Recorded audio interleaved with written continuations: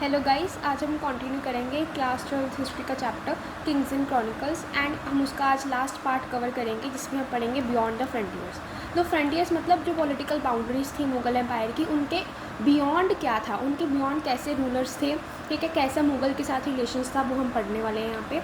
तो Safavid and Kandahar ये जो दो जगह थी, सफ़ाविद में ईरानियंस का रूलर था एंड कंदाहार जो थी, इन दोनों के बीच में एक जगह थी टेंशन वाली जो सफ़ाविद्स अपना मानते थे एंड मुगल्स अपना उसको मानते थे।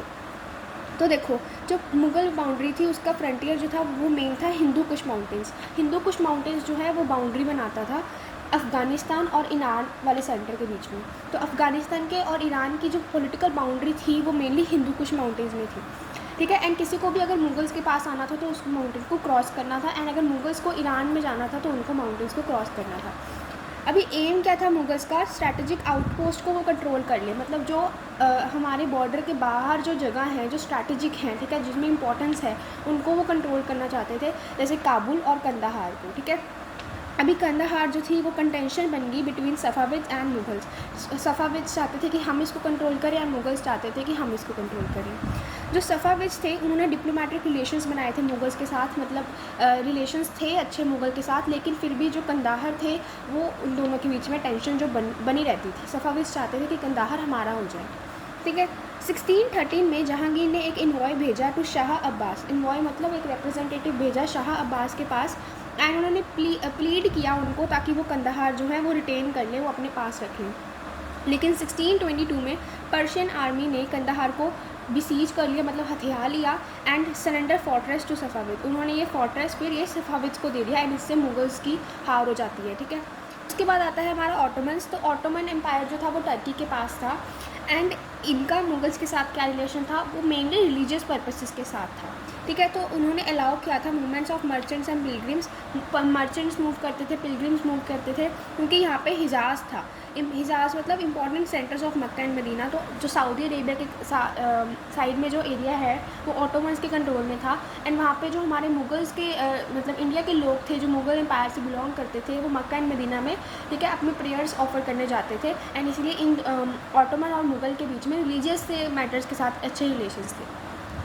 तो मुगल्स ने क्या किया, उन्होंने रिलीजन और कॉमर्स को कंबाइन किया, मतलब रिलीजियस मतलब धर्म और कॉमर्स मतलब जो ट्रेड वगैरह वो करते थे उनको कंबाइन किया।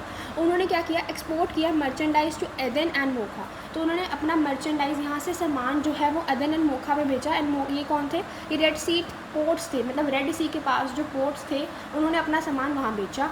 एंड उन्होंने क्या किया, जो यहाँ से वो पैसा कमाते थे उन्होंने वो रिलीजियस पर्पसेस के लिए यूज़ किया। उन्होंने इसी सेल्स को चैरिटी में डोनेट कर दिया। जो श्राइन्स एंड रिलीजियस मेंस, जहाँ पे वो श्राइन्स थे, जहाँ पे रिलीजियस बिल्डिंग्स थी या जो उन बिल्डिंग्स को मेंटेन करते थे, इन्होंने ये वो चैरिटी में उनको डोनेट कर दिया मुगल्स ने।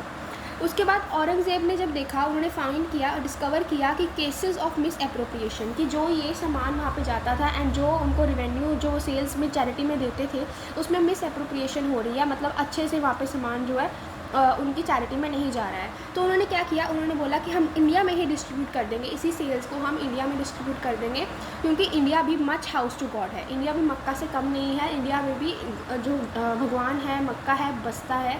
इसलिए औरंगज़ेब ने बोला कि हम ये सेल्स जो हैं इंडिया में ही डिस्ट्रीब्यूट कर देंगे। उसके बाद आता है जीसूट्स।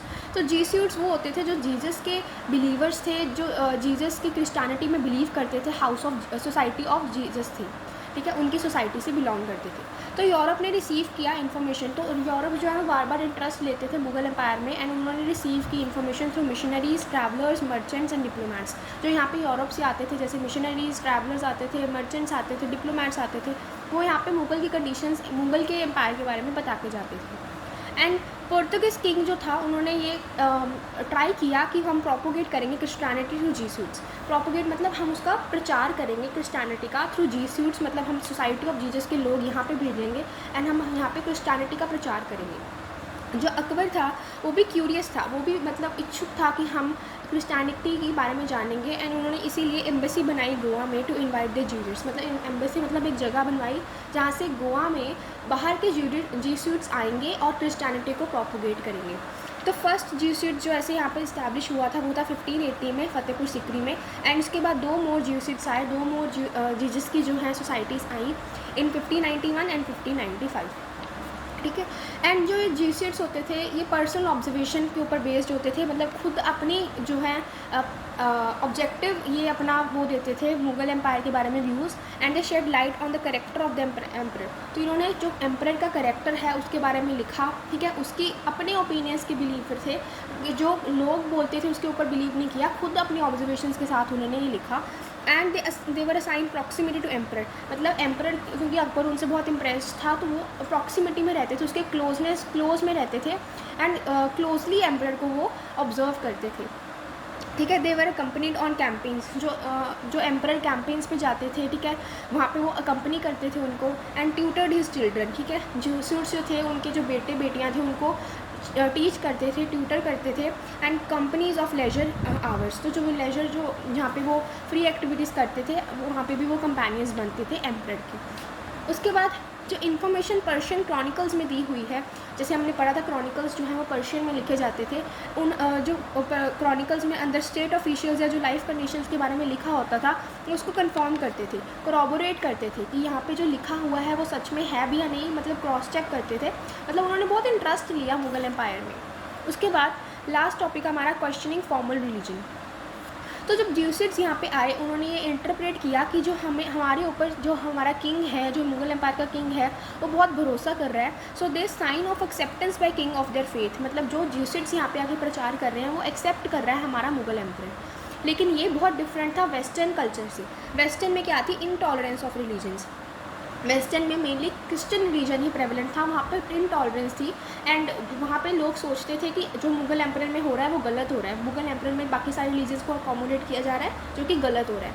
लेकिन जो हमारे मुगल एम्परर थे उन्होंने डिफरेंट रिलीजन्स जैसे कि जैन्स, हिंदूज़, मुस्लिम सबको अकोमोडेट किया, ठीक है। इंटरफेथ डिबेट्स होती थी इबादत खाना में, ठीक है, अकबर के रूल में इबादत खाना में डिबेट्स होती थी इंटरफेथ, मतलब किसी के क्या बिलीव्स थे, किसी के क्या बिलीव्स थे, तो जो बाकी सारे लोगों के डिफरेंट व्यूज़ होते थे उनमें डिबेट्स होती थी। उसके बाद अकबर जो थे वो इस चीज़ में बहुत मॉडर्न थे, they he moved away from the orthodox Islamic, वो ऑर्थोडॉक्स मतलब जो बहुत ट्रेडिशनल हो गया, बहुत ज़्यादा स्ट्रॉन्ग कट्टर, जो बहुत पुराने ख्यालात वाले होते हैं इस्लामिक व्यूज़, उन्होंने उसको मूव अवे किया, उनसे उन्होंने दूरी बनाई, and he moved to self conceived eclectic way of worship, मतलब उन्होंने बोला सेल्फ कंसीव्ड, खुद के तरीके से, इक्लेक्टिक मतलब डिवाइन, जो मतलब बहुत डिफरेंट वाइड वैरायटी का होता है, उन्होंने बोला कि हम डिफरेंट व्यूज़ निकालेंगे वर्शिप के, खुद सेल्फ कंसीव्ड होंगे, वो खुद के बनाए हुए होंगे, कोई ऑर्थोडॉक्स इस्लामिक व्यूज़ ना हो, ठीक है। इसी से हमारा chapter Kings and chronicles complete होता है। If you find this video helpful please like and subscribe. Thank you.